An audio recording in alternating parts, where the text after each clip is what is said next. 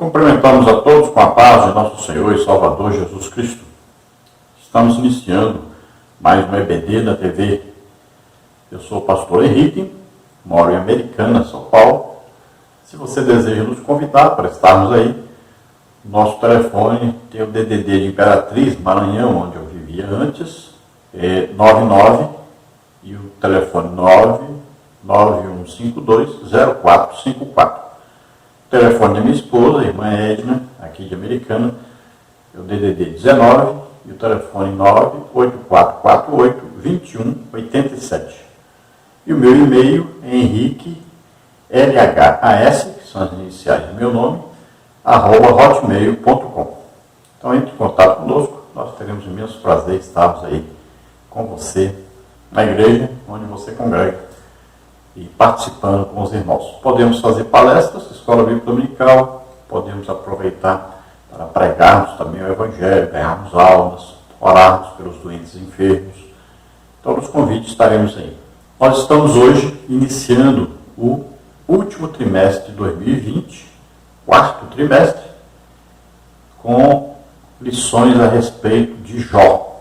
Nós já estudamos sobre isso em 2003. Você veja aí a capa da revista em 2003, e o tema era o sofrimento dos justos e o seu propósito. O comentarista era o pastor Claudio Correia de Andrade. Então, neste trimestre, voltaremos ao tema. Pouca gente estudou nessa época na Escola Bíblica Dominical, né? E sabe sobre essa revista antiga, mas você pode acessá-la aí e aprender muito sobre ela. Eu coloquei aqui o link embaixo. Você pode entrar e ver as lições aí, para que você possa aprender mais sobre os assuntos deste trimestre. Nós vamos estudar então neste trimestre a revista que a CPAD fez para o terceiro trimestre, mas devido à pandemia foi mudada então a revista, né? Foi feita aquela revista especial, usada aquela revista do pastor Eurico Beckstein de 1993, e esta revista que tinha sido feita para o terceiro trimestre é a que nós vamos usar agora no quarto trimestre. Por isso, quem comprou a revista vai ver as datas aí, né? Como se fosse no terceiro trimestre.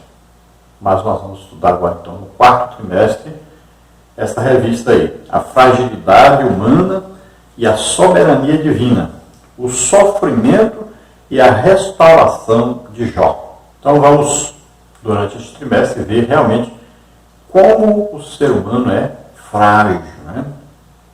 Se não fosse Deus o tempo todo está ajudando, né? Está orientando, está direcionando, ai da humanidade, ninguém sobreviveria.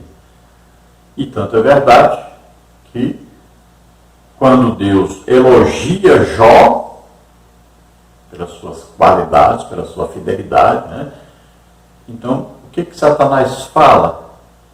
Ele diz, mas também o Senhor o cerca de tudo, né? Te trata como um filho querido, dá tudo para ele é muito rico, vive muito bem, e Deus reconhece que ele trata bem Jó, que ele guarda, que livra de todo mal, né?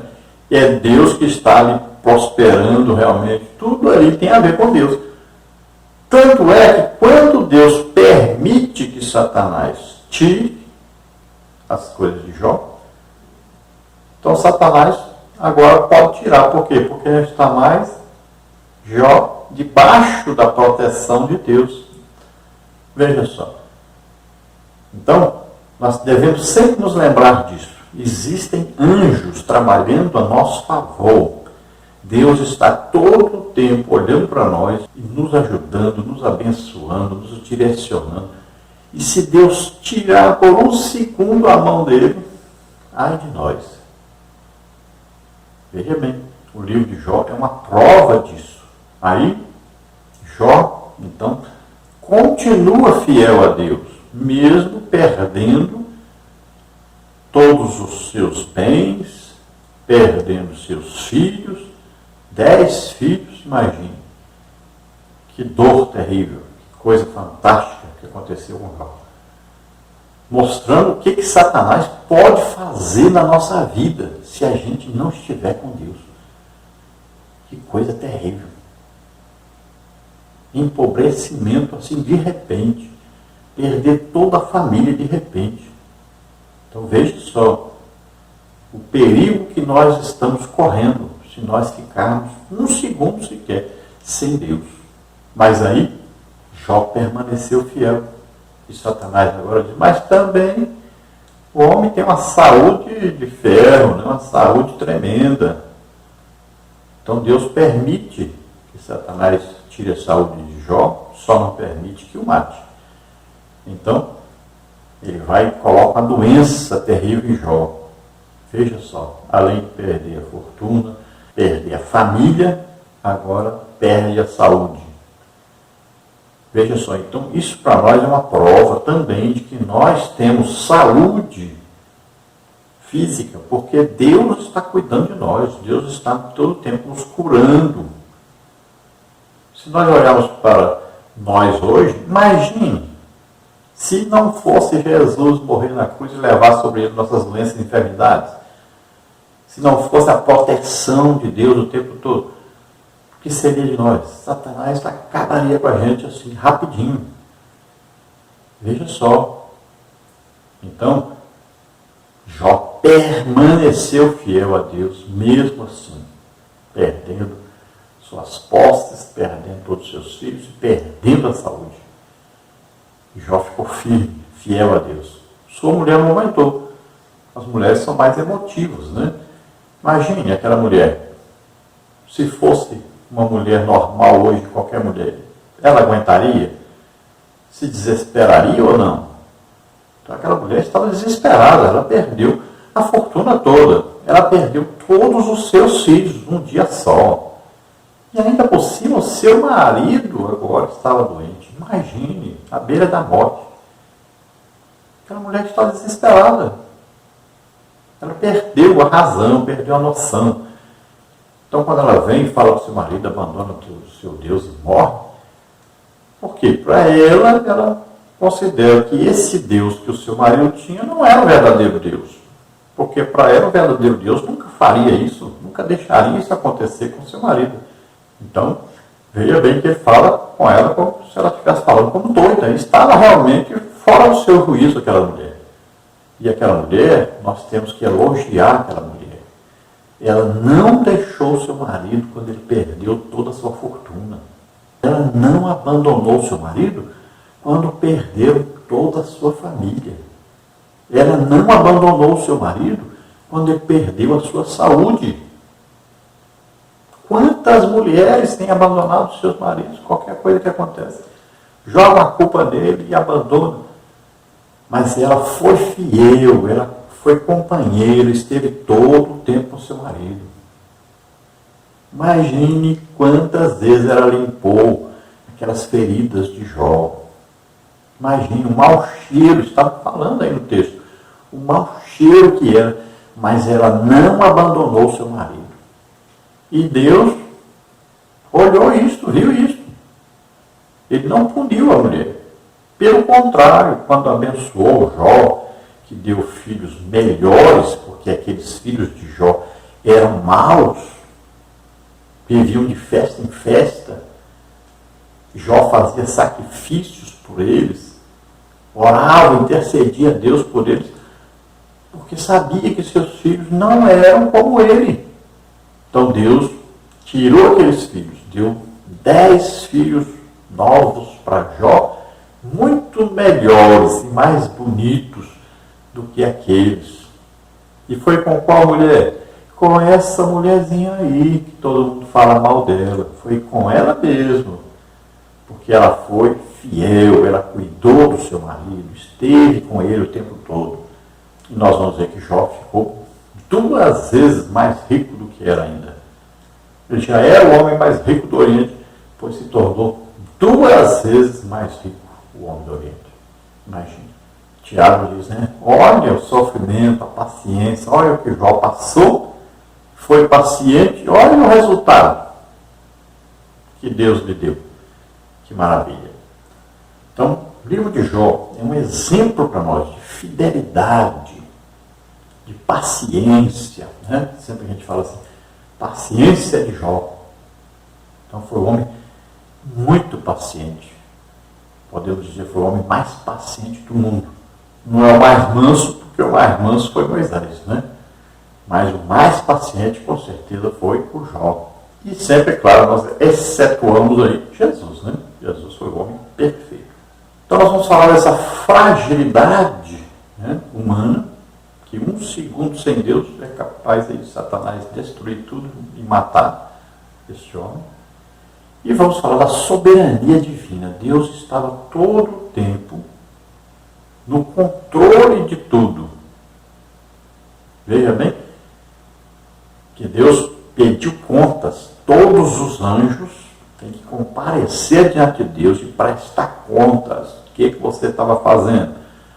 Aí eu estava trabalhando a favor daqueles que vão herdar a salvação. O que você estava fazendo? Isso e tal, livrei do acidente e tal, livrei da doença e tal, fiz e tal. O tempo todo, dando relatório. Inclusive, Satanás, prestando contas. Isso mostra que Deus tem um relatório minucioso de tudo o que acontece em cada vida humana. Ele sabe de tudo e ainda por cima pede contas, tanto daqueles que trabalham a favor, quanto daqueles que trabalham contra. Veja só que coisa impressionante. Então Deus pede contas, inclusive de Satanás. E nós vamos ver que ele tem que prestar um relatório e vamos ver, olha só que coisa impressionante. Não é só Deus que sabia de Jó, que prestava atenção em Jó, que dava testemunho de Jó. Satanás também estava de olho em Jó. O tempo todo, desejoso de destruir Jó. Olha só. Por que não destruía? Porque Deus não deixava.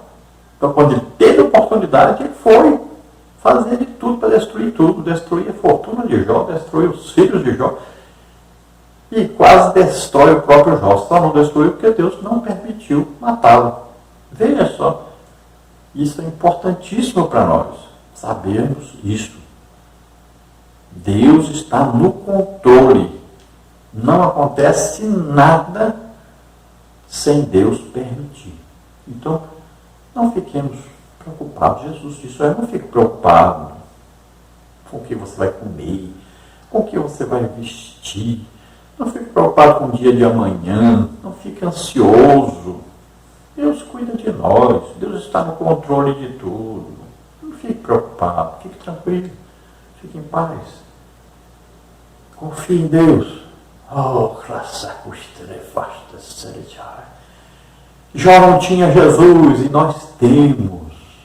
Jó diz, se eu tivesse alguém que colocasse a mão no meu ombro, e colocasse a mão no ombro de Deus, e fosse meu advogado, intercedesse comigo. Jó não tinha, mas nós temos Jesus Cristo, nosso intercessor. O Jó estava doente, se eu tivesse alguém que viesse aqui orasse, eu fosse curado. Pois é, ele não tinha, mas nós temos. Jesus levou sobre ele nossas dores, enfermidades, levou nossos pecados, levou nossas maldições, e ainda colocou gente na igreja para orar por nós, interceder por nós, e nós sermos curados, sermos libertos, sermos abençoados. Olha que maravilha. Glória a Deus, aleluia. Então nós vamos estudar sobre Jó. Mas veja bem, você lê o livro de Jó todo, vai ver tudo que Jó falou sobre Deus, seus amigos falaram sobre Deus, e depois no final do livro você vai ver que tudo que Jó falou a respeito de Deus, tudo que seus amigos falaram a respeito de Deus, você desconsidere. Porque eles não falaram que era certo sobre Deus. Então é importante fazer isso. Ler, mas depois entender. Olha, o que eles falaram não serve. Deus mesmo disse, não serve. Jó reconheceu. Eu falei sem entendimento. Falei como se eu soubesse alguma coisa, como se eu entendesse alguma coisa de Deus. Mas eu só conhecia Deus e ouvi falar. Agora, depois de passar por tudo, agora ele conhece pessoalmente. Agora meus olhos veem. Agora eu conheço, não é só de ouvir falar. Agora eu tenho experiência com Deus. Veja só, coisa maravilhosa. Serviu para Jó para ele ter experiência com Deus, para ele ver Deus, para ele conhecer Deus na intimidade. Tudo aquilo que ele passou. Então ele não se tornou apenas um homem mais rico ainda, com filhos melhores ainda, mas agora ele se tornou um homem que tinha experiência, que tinha intimidade com Deus. Além de crescer sua fortuna, sua família, Jó cresceu espiritualmente. Glória a Deus, aleluia. É maravilhoso estudar sobre Jó, não é? Maravilhoso. Vamos ver então quais são as lições que nós vamos estudar durante esse quarto trimestre de 2020. Nós temos aí como comentarista da CPAD o pastor José Gonçalves, já bastante conhecido de nós, ministro do Evangelho, líder da Assembleia de Deus em Nossa Senhora dos Remédios, né? Piauí, autor de vários livros, membro do conselho da CGADB, já escritor de várias revistas da Escola Bíblica Dominical, escritor de vários livros, né? Bem conhecido. E neste quarto trimestre de 2020, nós vamos ver nas revistas das lições bíblicas aí, adultos, o tema A Fragilidade Humana e a Soberania Divina, lições do sofrimento e da restauração de Jó. Vamos ver o comentarista então José Gonçalves. E o sumário das lições, vamos ver, lição 1, o livro de Jó, lição 2, quem era Jó, lição 3, Jó e a realidade de Satanás, lição 4, o drama de Jó, lição 5, o lamento de Jó, lição 6, a teologia de Elifaz, só os pecadores sofrem, lição 7, a teologia de Bildade, se há sofrimento, há pecado oculto, lição 8, a teologia de Zofar, o justo não passa por tribulação, lição 9, Jó e a inescrutável sabedoria de Deus, lição 10, a última defesa de Jó, lição 11, a teologia de Eliú, o sofrimento é uma correção divina, lição 12, quando Deus se revela ao homem, lição 13, quando Deus restaura o justo. Então você viu aí maravilhosas lições que nós vamos estudar cada uma delas durante este trimestre e vamos aprender com Jó sobre Deus, né? Sobre a vivência, a experiência com Deus, a intimidade com Deus. E vamos aprender também coisas errôneas que a gente durante a vida vai aprendendo sobre Deus e que não é verdade. Isso é muito importante estudar. Hoje, então, na lição número 1, nós vamos ver aí o livro de Jó. Vamos ver aí algumas coisas sobre o livro de Jó. Vamos ver, então, a leitura bíblica em classe dessa primeira lição, que está em 2 Timóteo 3,16, Ezequiel 14, 19 e 20, e em Tiago 5,11. 2 Timóteo 3 diz: toda a escritura divinamente inspirada é proveitosa para ensinar, para redarguir, para corrigir, para instruir em justiça. Agora Ezequiel 14, 19 e 20 diz: ainda que estivessem no meio dela esses três homens, Noé, Daniel e Jó, eles pela sua justiça livrariam apenas a sua alma, diz o Senhor Jeová. Ou se eu enviar a peste sobre a tal terra e derramar o meu furor sobre ela com sangue, para arrancar dela homens e animais, ainda que Noé, Daniel e Jó estivessem no meio dela, vivo eu, diz o Senhor Jeová, que nem filho nem filha eles livrariam, mas só livrariam a sua própria alma pela sua justiça.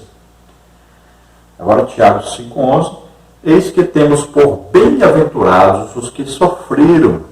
Ouvistes qual foi a paciência de Jó, e vistes o fim que o Senhor lhe deu, porque o Senhor é muito misericordioso e piedoso. Glória a Deus. Então vemos aí, toda Escritura, a palavra de Deus, a Bíblia, ela para nós é muito proveitosa. Nós temos que ler, reler, ler de novo, reler. E assim, todo ano, coloque no no seu coração, leia a Bíblia toda, leia 3 capítulos, 4 capítulos todo dia. Tá bom, tá excelente, maravilhoso. Cada capítulo demora 5 minutos só. Então, tome 4 comprimidos ao dia, né? Um de manhã, um ao almoço, na hora da janta e um na hora de dormir. 4 capítulos. Um capítulo da Bíblia de manhã, na hora do café, um na hora do almoço, um na hora da janta e um na hora de dormir. Pronto. Um ano você já leu a Bíblia toda. É fácil e simples. Então, toda essa Bíblia, a palavra de Deus, ela é proveitosa. Ela vai melhorar, mas é fantasticamente a nossa vida. Então, leia a palavra de Deus. E na Bíblia nós vamos encontrar somente 3 pessoas que são exemplo de justiça, de pessoas justas. Pessoas que ninguém poderia assim chegar e acusá-los. Veja só, 3 pessoas só.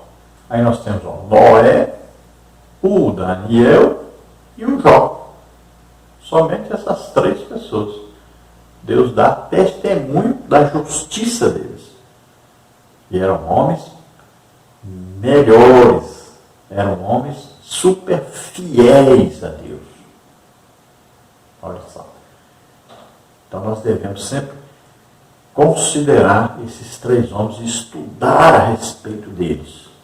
Nós estudamos no trimestre passado, falamos sobre Daniel um pouco, né?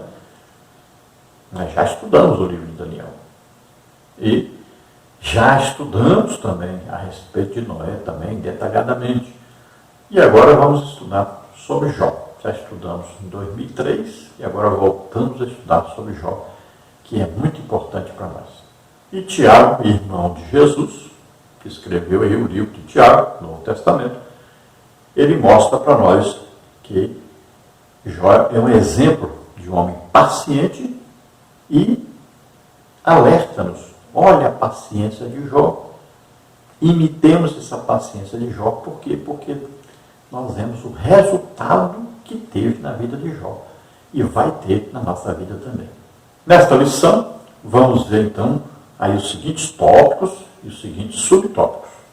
No tópico número 1, a autoria local e data do livro de Jó. Subtópico 1, o autor de Jó. Subtópico 2, a pessoa histórica de Jó. Subtópico 3, a terra de Jó. Subtópico 4, a época de Jó.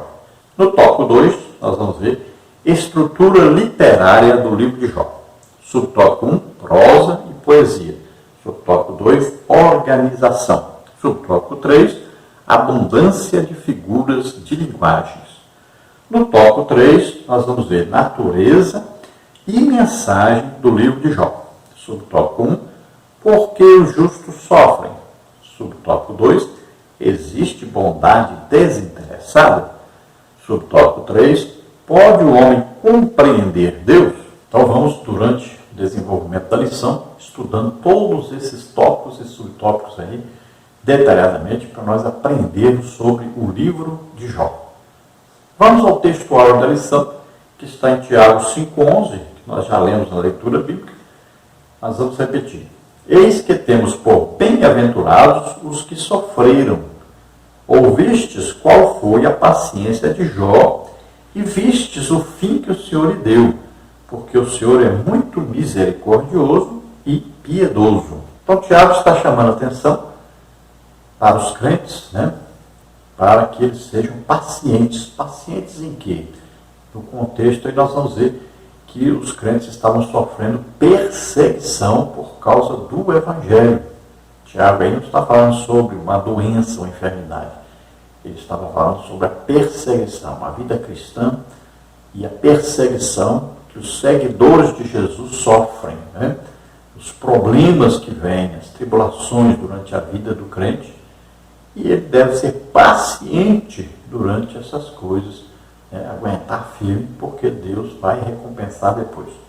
Sobre a doença, Tiago diz que está alguém entre vós doente, chama os presbíteros da igreja e unja, né, o doente com óleo e ore por ele. A oração da fé salvará se ele tiver pecados e curará se ele tiver doente. É isso que a igreja tem que fazer.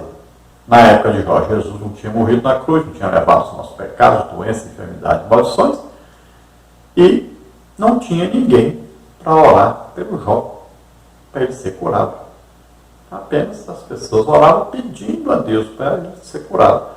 Mas não tinha pessoas capacitadas pelo Espírito Santo para orar para o Jó ser curado.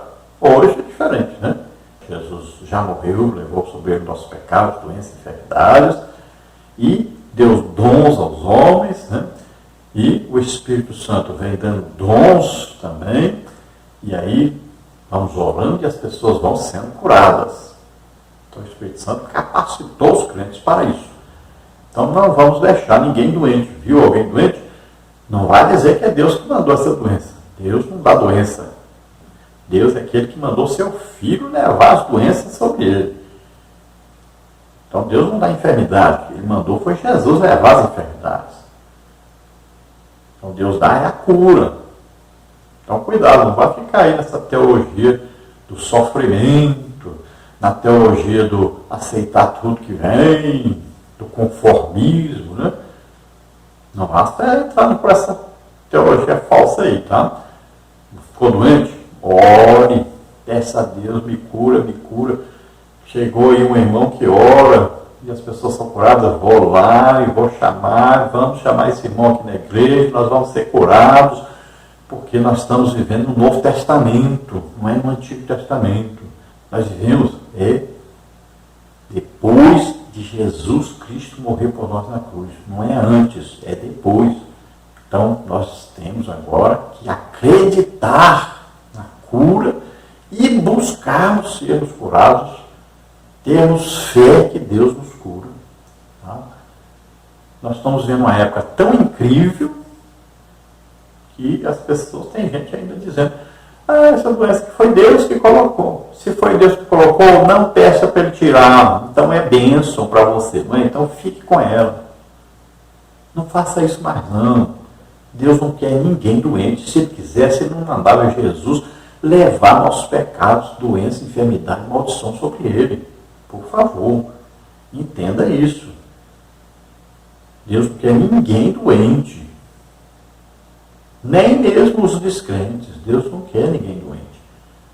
Então vamos orar, acreditar, e vamos ministrar, vamos interceder pelas pessoas. Busque, vá atrás mesmo. Antigamente dizia assim, olha irmão, se você vê aí na outra igreja, um pastor orando e as pessoas sendo curadas, não vá lá não, fica aqui mesmo que Deus te cura aqui mesmo. E as pessoas ficavam doentes lá mesmo. Porque não acharam ninguém para orar por ele lá. Faça isso não. Tem aí um homem de Deus orando, as pessoas estão sendo curadas. Vá lá, receba o seu milagre, recebe a sua cura, recebe a sua bênção. Você sabe quanto custa remédio, você sabe quanto custa sofrer doente com dores, febre e tudo mais. Não fique aí, vá lá, receba a sua bênção. Não fica aí esperando esses homens que não têm fé em Deus, não. Acredite, busque a sua cura. Existem homens de Deus, existe cura, existe dons do Espírito Santo. Saiba disso. Verdade prática disso. O livro de Jó não é apenas uma preciosidade da literatura universal, mas, sobretudo, uma poderosa resposta de Deus para as grandes questões da vida. Então veja a importância do livro de Jó e neste trimestre nós vamos aprender muita coisa sobre isso. Vamos ver então a introdução da lição, que diz assim: neste trimestre estudaremos o livro de Jó, uma das obras mais fascinantes da Bíblia. Não há em toda a literatura bíblica outra obra semelhante. Diferente na sua estrutura, no estilo e, sobretudo, no conteúdo, o livro de Jó demonstra a grandeza de Deus diante da finitude humana. É, portanto, uma obra que alimenta nossa esperança quando tudo mais parece ter perdido o sentido. Então, no livro de Jó, nós vamos aprender coisas que em nenhum outro livro nós vamos aprender.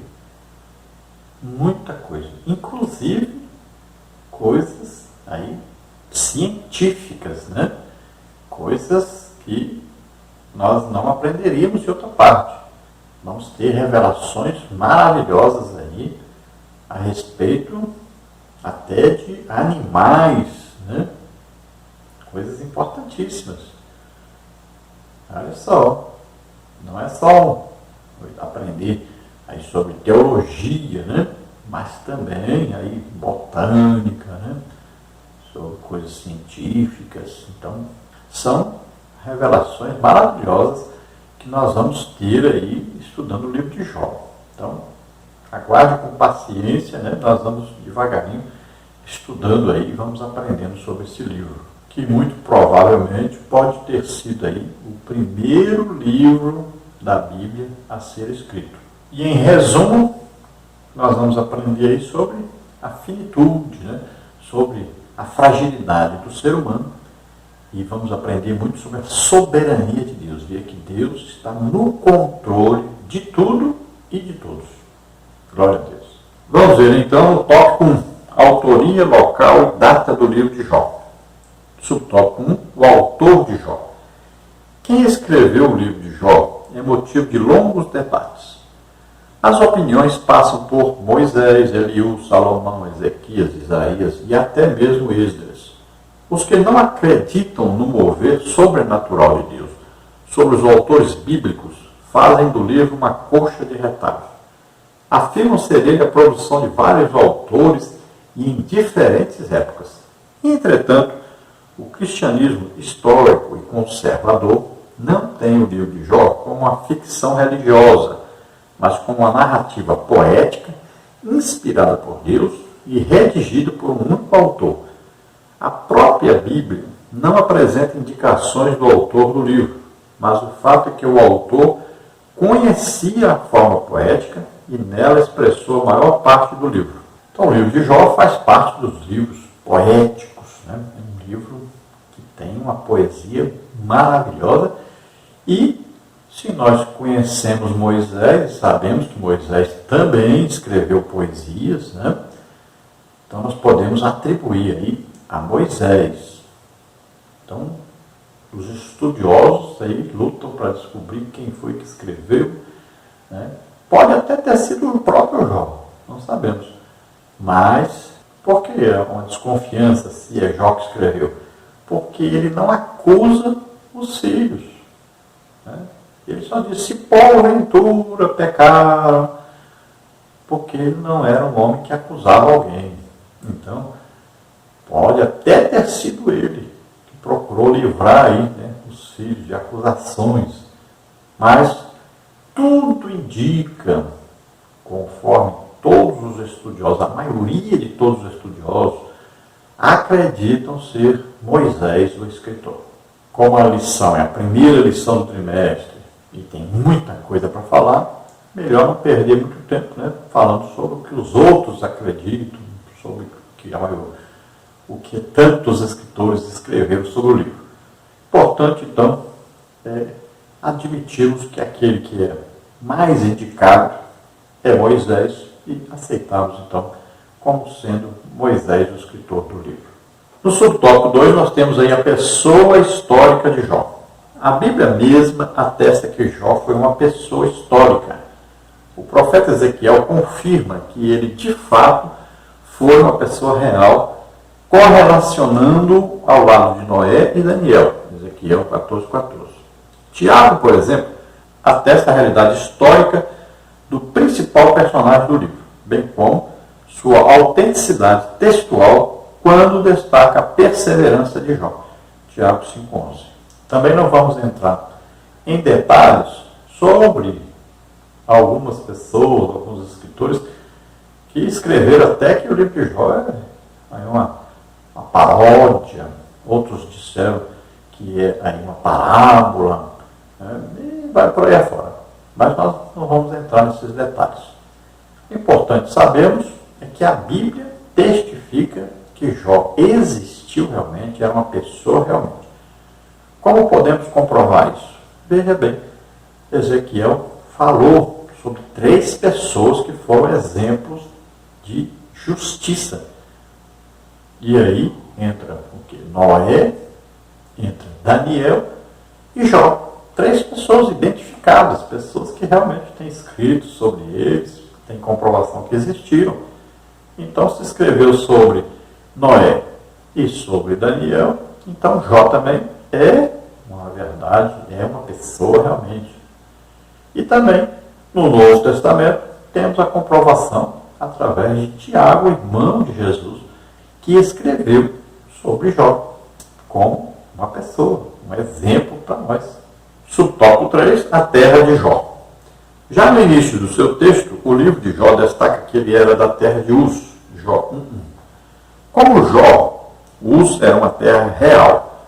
Os comentaristas situam Uz ao sul de Edom e a oeste do deserto da Arábia, se estendendo a leste, indo até a Babilônia. Jeremias 4:21, 25:20. Então, ali naquela terra onde foram morar tanto os descendentes de Ismael quanto os descendentes de Esaú, chamada Edom, né? Terra vermelha aí, né? E também nesta região, atravessando para o outro lado, né, nós vamos ter aí a Arábia, onde Moisés esteve, né? Onde Moisés se casou com Zípora, cuidou das ovelhas de Jetro, seu sogro, né? E nós vamos ver que Jó era um homem semelhante a Jetro, o sogro de Moisés, um homem temente a Deus, que também orava, né? Intercedia, exercia um trabalho sacerdócio, embora não seja chamado aí de sacerdote. Então vamos ver que alguns homens fora do povo exclusivamente descendente de Abraão, né, povo hebreu, então são alguns homens que se destacaram, podemos acreditar que esses homens eram gentios, mas com princípios de uma fé em Deus, no único Deus verdadeiro. Porque a primeira religião foi exclusivamente uma religião dedicada a Deus, o Deus único e verdadeiro. Lembre-se disso. É a primeira religião do mundo. É a primeira fé do mundo. Não vá pensar que existiam vários deuses no início da criação. Não vá pensar aí que existiam vários povos e cada povo acreditava num Deus diferente. Não. Quem criou tudo foi um Deus só. Então, a primeira fé e o Deus legítimo era sempre adorado, venerado por todos, reconhecido por todos. O único Deus.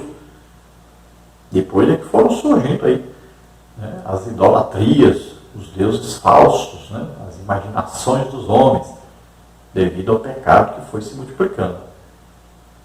Então, aí Jó é um desses homens íntegros, extremamente justo, fiel a Deus, que temia realmente a Deus, que foi exemplo na sua geração.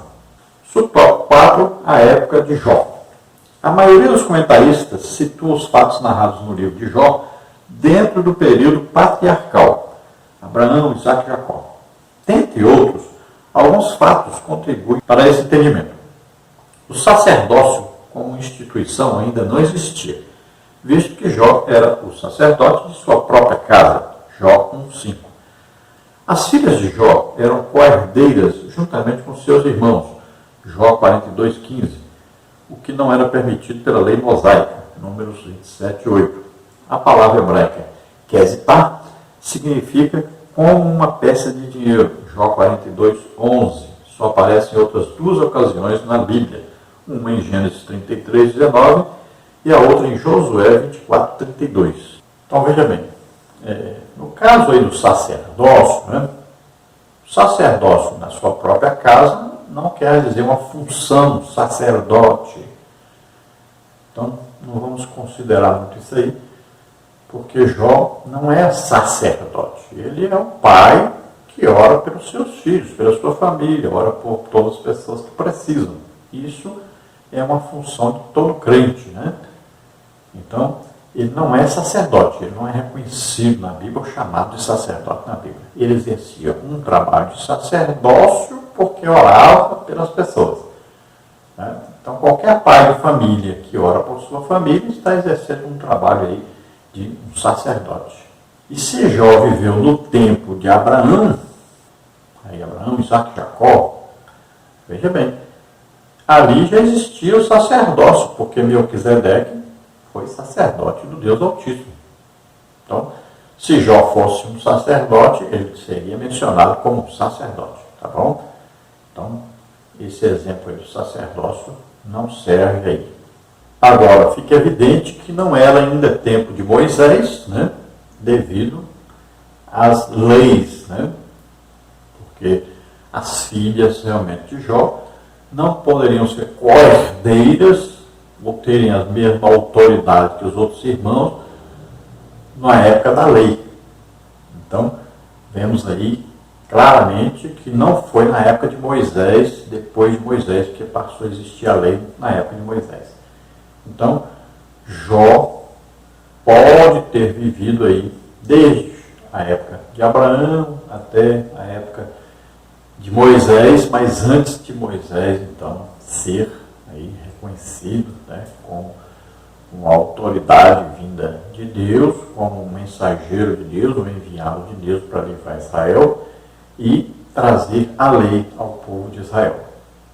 Então, está aí nessa faixa de tempo, entre Abraão e Moisés.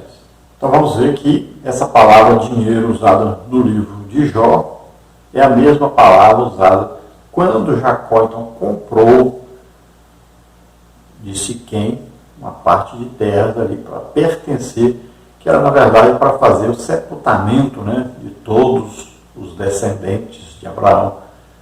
Então, vamos ver que essa mesma palavra é usada no livro de Jó, o que pode parecer, então, que Jó viveu exatamente nessa época. Veja que agora estamos falando, então, na época de Jacó. Então, pode ser entre Abraão e Moisés, aí, qualquer uma dessas épocas, a época que Jó viveu. Tópico 2, estrutura literária do livro de Jó. Subtópico 1, prosa e poesia. O leitor que deseja ler o livro de Jó precisa dar-se conta de que diante dele há uma obra de natureza poética. Isso não torna o livro de Jó menos inspirado do que os outros da Bíblia, mas revela que ele pertence a um diferente gênero literário. Jó precisa ser lido dessa forma. A estrutura dessa obra demonstra isso. O texto é uma combinação de prosa, poesia e prosa, nessa ordem.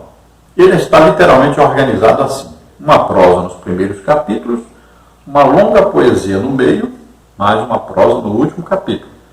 Assim o prólogo, Jó 1:1 até 2:13, e o epílogo, Jó 42, 7 a 17. Estão em prosa. O texto intermediário em poesia, Jó 3:1 até 42:6. Então, quando vamos ler o livro de Jó, devemos entender, nós estamos lendo um livro poético, escrito em prosa primeiro, depois poesia, depois prosa novamente. Então, é um livro essencialmente poético, é um livro diferente dos outros livros da Bíblia, e devemos, quando lermos, entendermos claramente essas coisas, para podermos compreender melhor, para podermos saborear melhor esse livro de Jó.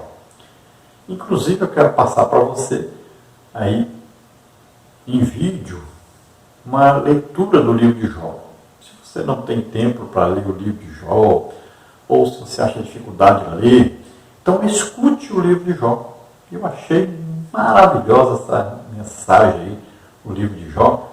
Todo o livro de Jó, dá 2h30 mais ou menos, e você vai escutando.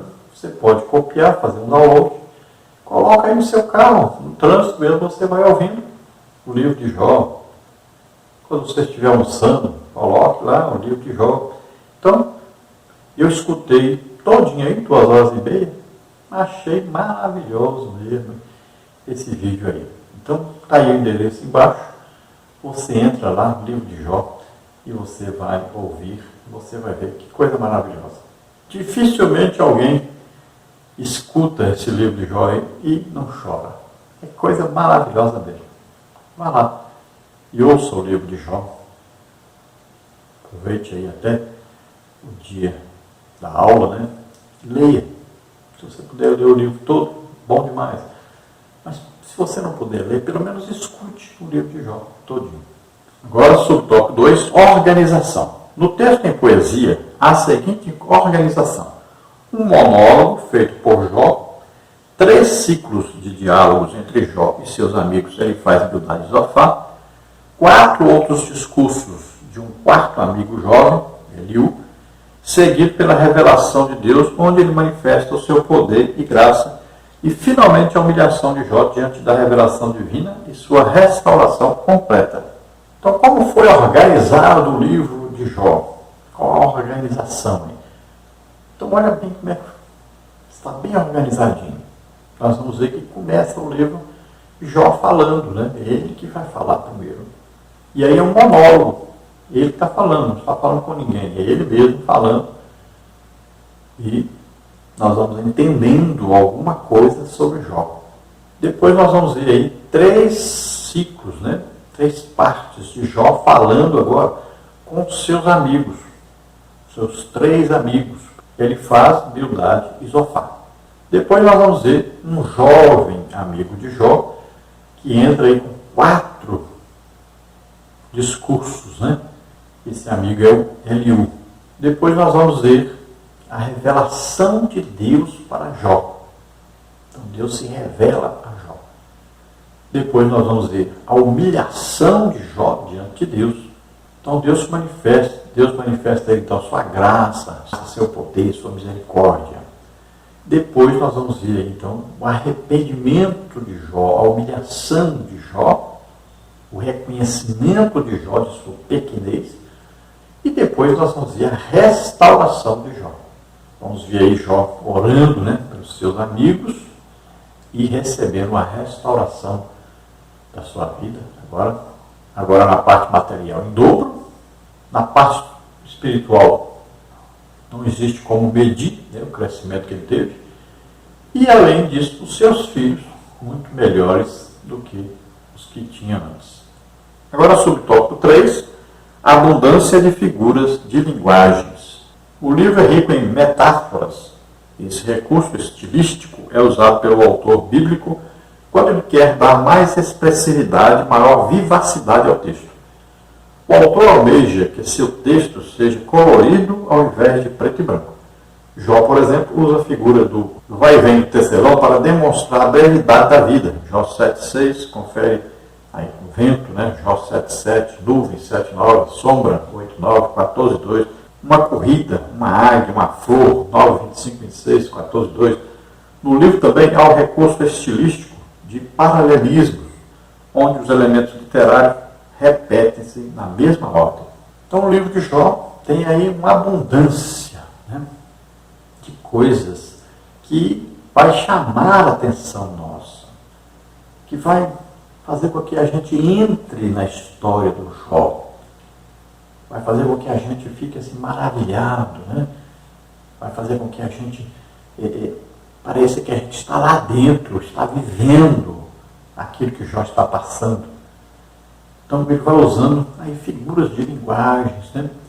Paralelismos, vai usando toda a forma poética para envolver a gente no livro, envolver a gente na vida dele, entrar mesmo na vida dele, sentir um pouco do que ele estava sentindo e depois ficar aliviado, né, como ele ficou. Então, é um livro que a gente participa mesmo ativamente dele. Ele chama a atenção, ele atrai a gente.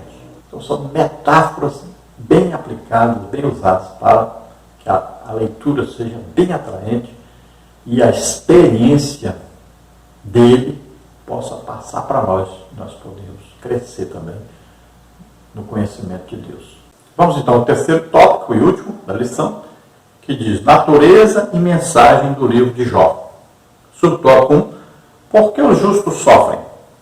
Algumas das questões mais importantes levantadas no livro de Jó são eminentemente de natureza teológica e também filosófica. A questão do sofrimento do inocente é a principal delas.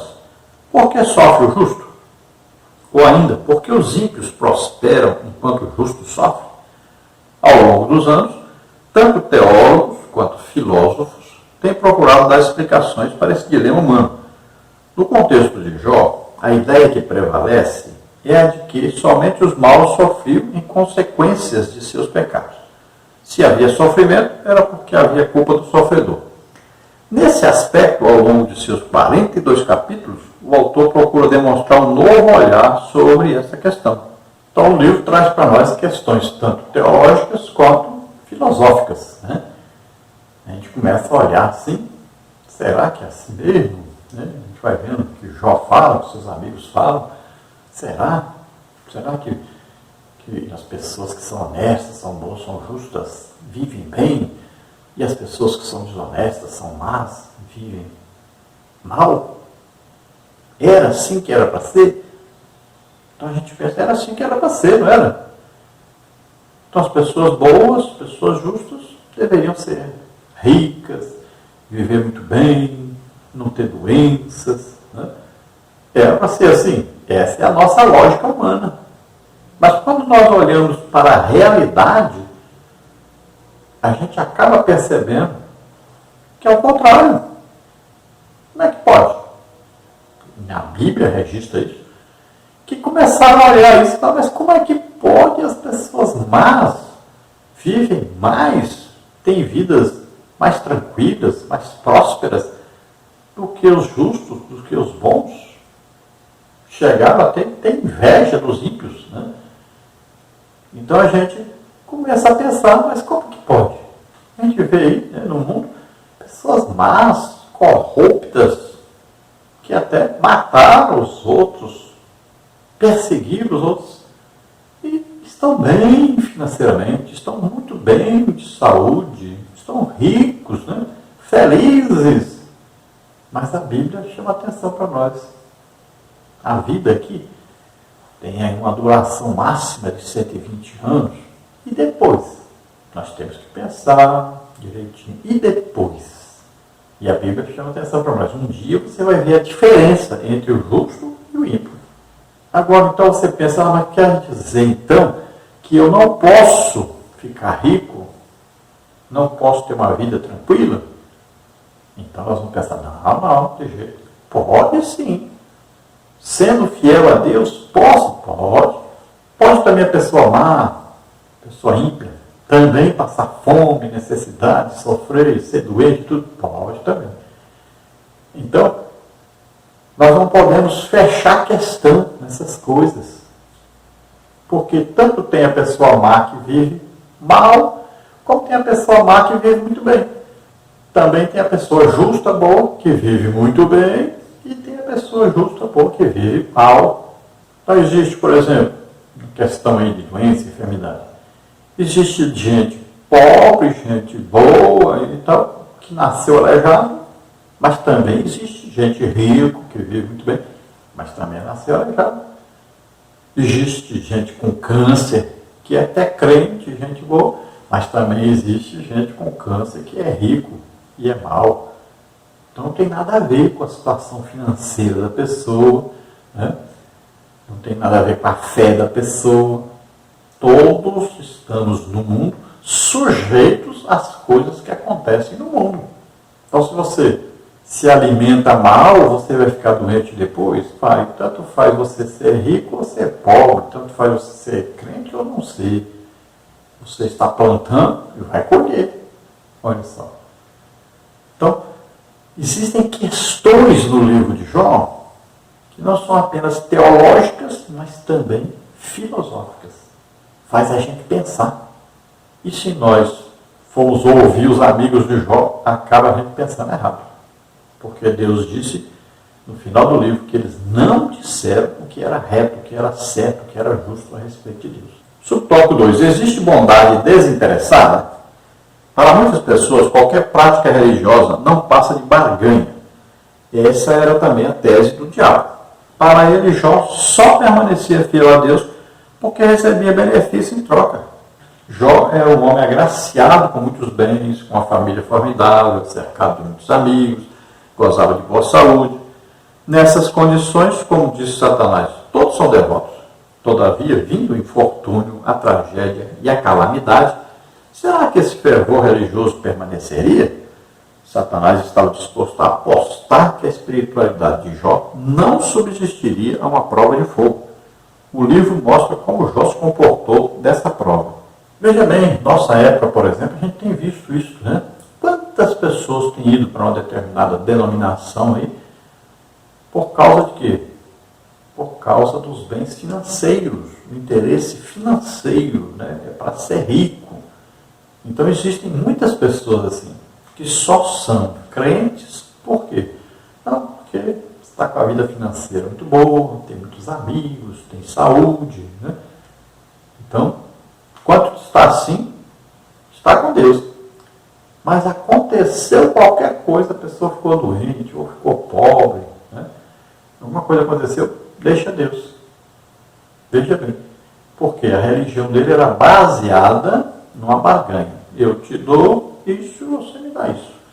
Eu lhe dou aí R$ 100, o senhor me devolve 1.000. Né? Eu vou para a igreja, mas o senhor não pode deixar eu ficar doente. Nem pode deixar minha empresa quebrar. Não pode deixar. Eu não posso deixar ele ter um carro zero todo ano. Então, a pessoa acredita que realmente é assim. Que a vida dele é uma barganha o tempo todo. Vai para a igreja só atrás de buscar alguma coisa, de pedir alguma coisa, de negociar. Eu dou isso, você me dá isso. Trata Deus como se Deus fosse um banqueiro. Né? Existe muita gente assim. Mas a vida cristã não é assim. Tanto é que os apóstolos não tinham nenhum rico, né? Não viveram o tempo todo bem, foram perseguidos o tempo todo, não tinham condição financeira boa. E o apóstolo Paulo, por exemplo, tinha espinho na carne, o Timóteo tinha problema de estômago. Então veja só, existiam problemas também. Paulo precisou de ajuda financeira dos irmãos, inclusive os filipenses o ajudaram financeiramente, no seu ministério. Então, não é bem assim como as pessoas dizem, não é? E a gente, quando é cristão, a gente vai ver que a gente passa por tribulação, por aflição, né? E a vida não é um mar de rosas.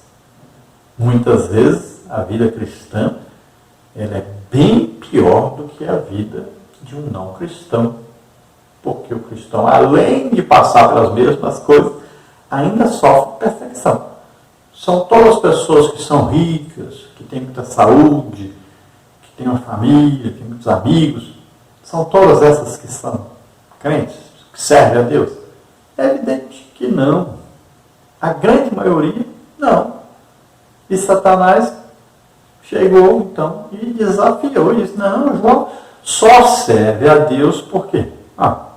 Também o homem é pobre e rico. O homem tem uma família muito bonita. O homem tem esposa. O homem tem saúde. Assim também.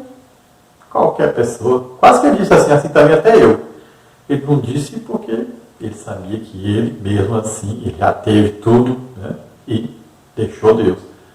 Mas ele disse, não, o Jó só serve a Deus por causa disso. É só por interesse. Eu quero é ver se ele deixar de ser rico, se ele serve a Deus. Quero é ver se ele deixar, se ele perder a família, se ele vai servir a Deus desse jeito. Quero é ver se ele perder a saúde, se ele vai servir a Deus assim. E Deus disse, pois, eu confio no Jó. E sei que o Jó não me serve por causa disso, não é por interesse. Ele é sincero, temente a Deus mesmo. E Deus provou realmente que Jó era um homem temente a Deus, paciente, né? Submisso a Deus. Então isso nos mostra que nas adversidades, né? Nas tribulações, às vezes nós temos uma vida assim, outros têm uma vida diferente, uma vida melhor, não sofre perseguições, não sofre problema financeiro, não tem problema de saúde, mas outros têm. Mas ninguém deixa de ser cristão porque tem problemas. Ninguém deixa de ser cristão porque é pobre. E ninguém deixa de ser cristão porque é rico também, que às vezes, muitas vezes, nós perseguimos os ricos. Fala, não, ele não é crente não. Não, é rico, passeia muito, se diverte, né? Muitas vezes nós achamos isso, mas a pessoa pode ser rica e pode ser crente.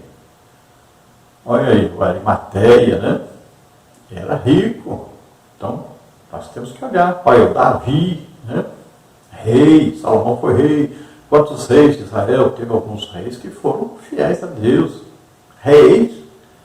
Olha, Daniel, rico, função excelente no governo. Olha aí José, né, abaixo de Faraó, foi o mais importante, rico, serviu a Deus. Então nós temos exemplos na Bíblia de pessoas muito ricas e que foram fiéis a Deus, seguiram a Deus. Veja aí Abraão, Isaac, Jacó, foram ricos. Subtópico 3, pode o homem compreender Deus? Os últimos capítulos de Jó mostram os impactos que a revelação divina tem sobre os homens. Como Paulo, que foi verdadeiramente mudado quando contemplou o Senhor numa visão, Atos 9, de 1 a 17, assim também Jó é totalmente transformado quando contempla a majestade do Senhor, Jó 38 a 42. A questão para Jó não foi tanto entender Deus, mas experimentá-lo. Viver e experienciar Deus mudou completamente a vida de Jó. Eis uma grande lição deixada por esse precioso livro. Então vemos que quando existe um conhecimento, não apenas de ler, de saber a respeito de Deus, mas quando existe um conhecimento, uma proximidade, uma experiência com Deus, isso transforma o ser humano. Veja bem, o exemplo de Paulo, né, ele teve uma experiência, um encontro com Jesus. Isso mudou radicalmente a sua vida. E assim, todos nós, né? Quantos de nós aí, a igreja é formada por pessoas, alguns foram aí prostitutas, ladrões, assassinos, né? Corruptos, mentirosos, quanta gente ruim, né? E Jesus salvou, e essas pessoas foram totalmente transformadas. Isso é o milagre da salvação. A pessoa tem um arrependimento sincero, aceita Jesus como Senhor e Salvador, ele crê na mensagem que ele ouviu, e o Espírito Santo vai morar nele. Então existe uma mudança radical. Olha, eu tomava pinga mesmo, cachaça, 2 dedinhos falhados, assim, pinga mesmo, pura, com Coca-Cola, com cinzano, não importava, tinha que beber pinga. Bebia, já caí para o chão afora, bêbado muitas vezes. Fumava o dia inteiro, fedia cigarro, tinha as mãos amareladas de cigarro.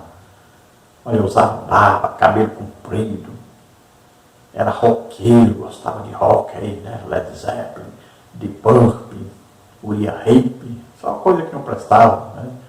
Vivia na prostituição com as mulheres. Olha só, era assim. Mas eu tive um encontro com Jesus. Eu ouvi a palavra de Deus. Isso transformou a minha vida. Mudei completamente. De uma semana para outra, eu estava totalmente mudado. As roupas. Foi embora a barba, foi embora o cabelo comprido. Mudou todas as roupas. Quebrei todos os discos, né, um por um, aqueles bolachão, né, aqueles discos grandes. Quebrei um por um. Quebrei as imagens que estavam penduradas na parede de casa. Acabou os palavrões. Acabou a pornografia. Acabou a prostituição. Acabou, mudou tudo. Acabou bebida, acabou cigarro. Assim, de uma semana para outra mudou tudo. Isso é o quê? É um encontro com Deus, um encontro com Jesus. Isso aconteceu com Jó. Ele apenas ouviu falar de Deus e era fiel a Deus. Mas agora não. Ele tinha uma experiência com Deus. Ele ouviu Deus falar com ele. Agora é diferente. Então ele teve um encontro real com Deus. Ele ouviu realmente a voz de Deus falando com ele. Isso transformou a vida dele. Ele diz, agora não é só de ouvir falar, agora meus olhos veem. Não quer dizer que ele viu Deus lá, não. Mas quer dizer que agora ele ouviu realmente a voz de Deus e teve um encontro real com Deus. Então isso mudou, transformou a vida dele. E isso que Deus espera de todos nós. E o livro de Jó vai nos levar a essa experiência maravilhosa de ter maior contato com Deus, uma maior intimidade com Deus. Conclusão, nesta lição, apresentamos algumas informações básicas sobre o contexto histórico e literário de Jó. Quanto ao seu gênero do livro, é de natureza poética. Isto é importante para a compreensão da própria estrutura como o livro foi organizado. Vimos que o livro apresenta princípios teológicos que transcendem o espaço e o tempo. Esses princípios são para todas as épocas e culturas, que é demonstrado que o conhecimento de Deus é o anseio de todo ser humano. Então vamos juntos estudar aí o livro de Jó durante este último trimestre de 2020 e vamos aprendendo aí coisas maravilhosas que existem nesse livro. Vamos crescer realmente espiritualmente, vamos ter um maior contato com Deus e vamos entender muitas coisas que a gente tinha antes dúvidas. Vamos juntos, então, estudarmos e vamos chegar à conclusão de que o mais importante é o conhecimento de Deus, é a intimidade com Deus. Glória a Deus. Vamos orar agora. Se você deseja aceitar Jesus como Senhor e Salvador, deseja entregar sua vida para Deus, começando uma vida nova com Deus agora, então vamos orar juntos. Se você está doente, está enfermo, vamos orar, você vai ser curado. Vamos orar. Pai querido, em nome de Jesus, te apresentamos essas vidas que se chegam a Ti agora, arrependidos dos seus pecados, aceitando a Jesus, o seu Filho, como único Senhor e Salvador. Abençoa essas vidas, Senhor, toma, Senhor, em Tuas mãos, guarda, protege, livra de todo mal, concede a eles agora o Espírito Santo. Oh, graça custa fortunas, oh, graça maravilhosa de Deus, aleluia. Vem, Senhor, agora, sobre aqueles que estão doentes e enfermos, em nome de Jesus. Eu ministro sobre eles a cura agora. Solta essas vidas, toda doença, toda enfermidade. Vai saindo agora em nome de Jesus. Solta. Toca, Senhor, toca neles. Faz um milagre na vida deles, em nome de Jesus. Solta. Em nome de Jesus. Receba a sua cura agora. Recebe o seu milagre. Em nome de Jesus. Amém. Glória a Deus.